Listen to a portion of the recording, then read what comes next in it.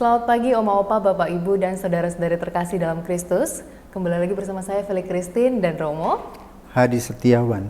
dalam acara Oke, Oke hari hari ini. ini Orang Kudus hari ini. Selamat pagi Romo. Selamat pagi. Ini rasanya pertama kali Feli ngobrol-ngobrol sama Romo Hadiah dalam acara Oke hari ini. Ya. Gimana kabarnya Romo? Baik-baik, terima kasih. Puji Tuhan. Nah Romo, di tanggal 10 Desember pada hari ini kita akan membicarakan tentang perayaan Santa Perawan Maria dari Loreto. Nah Feli sendiri masih sangat kurang familiar banget dengan perayaan ini, jadi mungkin Romo boleh jelaskan sedikit nggak sih kisah di balik perayaan Santa Perawan Maria dari Loreto ini? Loreto adalah sebuah nama tempat di Italia Yes. yang kemudian juga dipakai oleh sebuah kongregasi Oke. para suster yang berkarya antara lain di India, di mana dulu suster atau Mother Teresa adalah anggota dari kongregasi ini. Oh oke. Oh oke.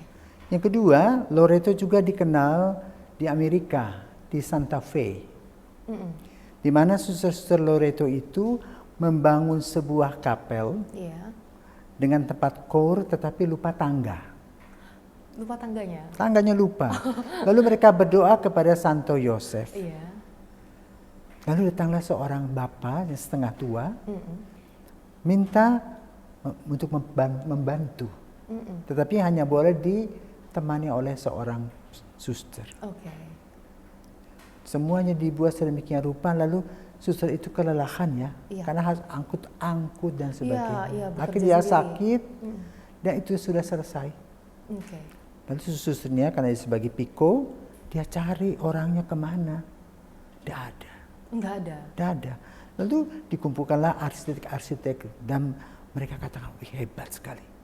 Ya, karena apa? Itu tanpa paku. Tanpa paku Tanpa tapi paku, bisa jadi tapi ya, bisa Romo. Wah, kuat. luar biasa. Nah sekarang Santa Fe itu, gereja itu dipakai untuk wedding. Oh, buat Oke, ini wedding. berhubung dengan Loreto. Oh, oke. Sekarang kita menuju Santa Perawan Maria dari Loreto. Pada tanggal 7 Oktober 2019, Paus Fransiskus memberi satu permohonan ya, atau memberi satu supporting dia untuk Loreto, ya, untuk Maria Loreto sebagai perayaan fakultatif Oke. yang diadakan setiap tanggal 10 Desember. Perayaan fakultatif itu seperti apa? Ya boleh dirayakan, boleh tidak. Oh, oke. Berarti tidak Ya, wajib seperti tidak itu ya, Romo, wajib. ya? Oke. Nah kenapa?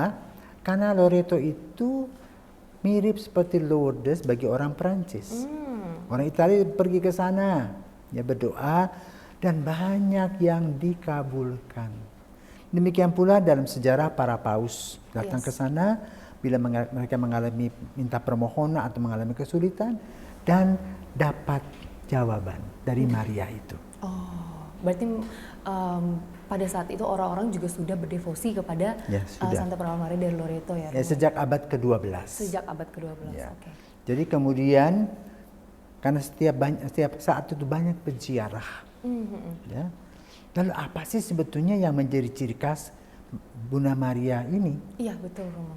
Heeh. Ya karena kalau kita perhatikan Maria Lourdes itu Santa Bernadette-nya. Iya. Maria Fatima ada 3 anak ya. Itu Jacinta, lalu 2 anak menjadi santo. Iya. Ya. Kemudian Guadalupe, ada Juan Diego-nya. Ya. Iya. Mereka mempunyai kisahnya Yang masing-masing punya tapi kisah apa- masing-masing. Apa toh? Nah ternyata di dalam gereja itu ada sebuah kamar kecil yang mirip dengan penampakan Maria di Nazaret. Oh, oke. Persis temboknya Persis susunannya, ya, persis begitu. Jadi boleh katakan seperti peristiwa itu dipindahkan ke sana. Oh, Dan ini merupakan misteri juga, rahasia Tuhan. Iya, betul, betul. Ya, Maria diberi kabar oleh malaikat Tuhan. Jadi dipindahkan dinding-dindingnya persis sama. Sehingga di dalam gereja itu ada ruangan kecil. Kemudian baru dibangun sekitar abad ke-16 gereja yang besar Basilika itu. Dan itu menjadi satu tempat untuk bertumbuh dalam kehidupan sehari-hari. Karena apa? Orang Katolik banyak berdevosi kepada Ibu Maria. Betul. Dan tekanannya pada misteri inkarnasi, yaitu misteri kelahiran Yesus melalui seorang perempuan bernama Maria. Iya. Maka kita juga setiap hari kan berdoa doa Iya, Angelus betul. jam 6, jam 12, jam 6 mengingatkan kembali akan misteri inkarnasi tersebut.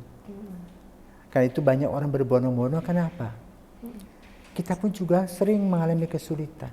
Yes. Ya, dengan kehadiran Kristus, dengan kehadiran dan perantara Maria, kita mendapatkan berkat-berkat berlimpah.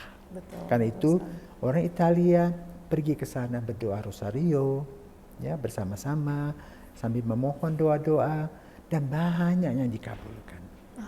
Ya, maka kita juga pada hari di mana kita juga merayakan hak asasi manusia ini tanggal 10 Desember, kita juga berdoa agar setiap orang mendapat hak-haknya. Ya, sebagaimana juga Tuhan memberi kepada Maria hak menjadi ibu Yesus, ibu Tuhan, ibu kita.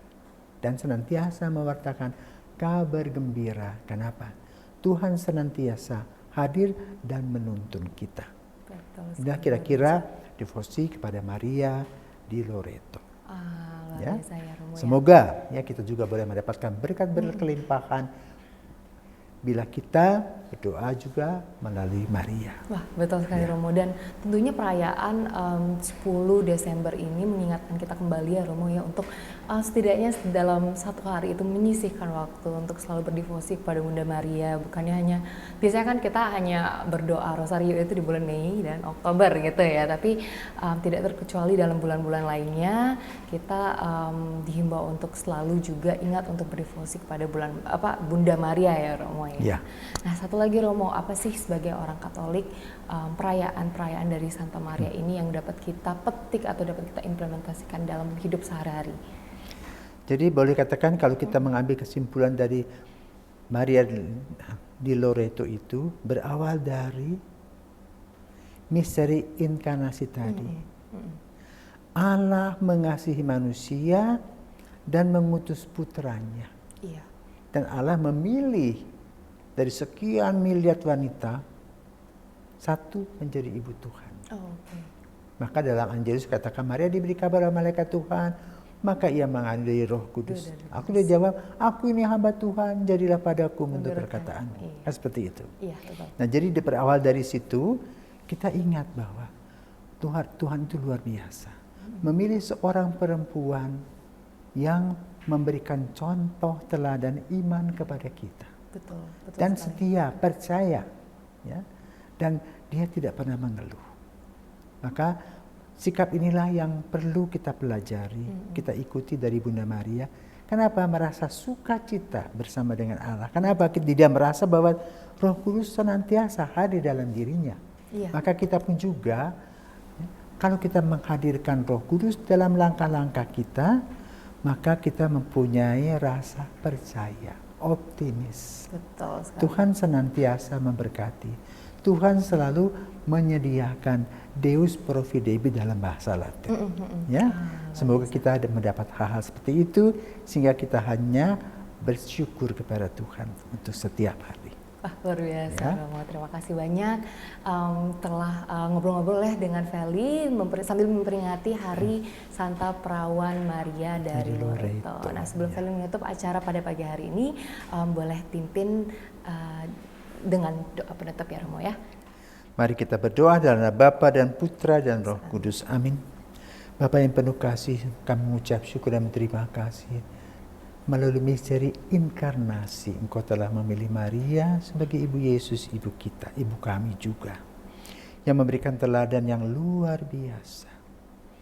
Dengan fiat-Nya, ia hadir dalam gereja dan memberikan pencerahan senantiasa. Kami merasakan kehadiran Maria dalam doa-doa kami. Ajarlah kami untuk berani terbuka seperti Maria dan senantiasa bersyukur kepadamu, sehingga kami boleh melihat betapa Engkau begitu baik, betapa Engkau mencintai, sehingga kami berharap bahwa kami boleh melaksanakan tugas-tugas mulia kami dengan sungguh-sungguh Demi Kristus Putramu dan Pengantara kami, kini dan sepanjang masa. Amin. Kemuliaan kepada Bapa dan Putra dan Roh Kudus, seperti pada permulaan, sekarang, selalu, dan sepanjang segala abad. Amin. Santa Perawan Maria dari Loreto, doakanlah kami. Karena Bapa, Putra, dan Roh Kudus. Amin. Kali ucapkan terima kasih banyak sekali lagi Romo telah datang dan ngobrol-ngobrol banyak sama Feli ya pada hari ini ya. Nah itu dia tadi kisah dari acara perayaan Santa Perawan Maria dari Loreto tanggal 10 Desember hari ini. Nantikan video-video kami selanjutnya dan sampai jumpa di acara Oke, hari ini Orang Kudus hari ini selanjutnya. Hari ini, hari